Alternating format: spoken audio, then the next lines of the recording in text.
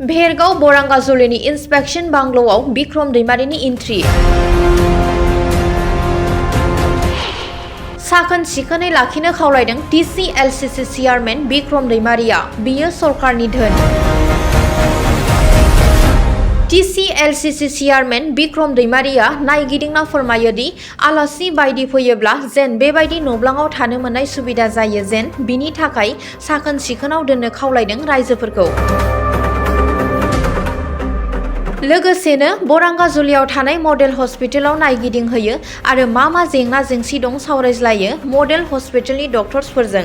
लोगोसे एग्रिकालचार अफिसावबो नायगिदिंहैयो TCLCC चेयारमेना। जोंहा बे बरंगाजुलि आइबियावहाय मोनसे मोजां न'ब्लां दङ आलासि थाग्रा।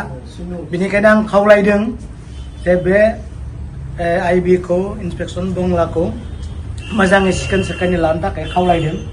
मालाबा आलासिफोर फैयोब्ला जों बेहायनो दोननांगोन आरो गोबां जिनिसफोरा बेयाव गैलिया हयथ' एसे बेखौ गावबा गाव साइड खालामना लांबाय बा गावनि गाव लांफिनबाय।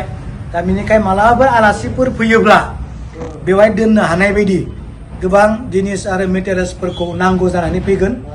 बेनिखायनो जों बेयाव दिनै नायथिं फैबाय।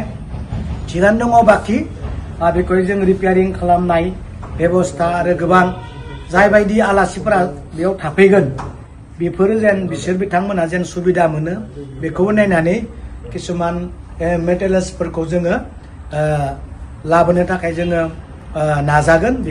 बेखाय जोंहा बेयाव मावग्राफोर दङ सानै बिथांमोनखौ जों खावलायदों जे सिखोन साखोनै लाखियो।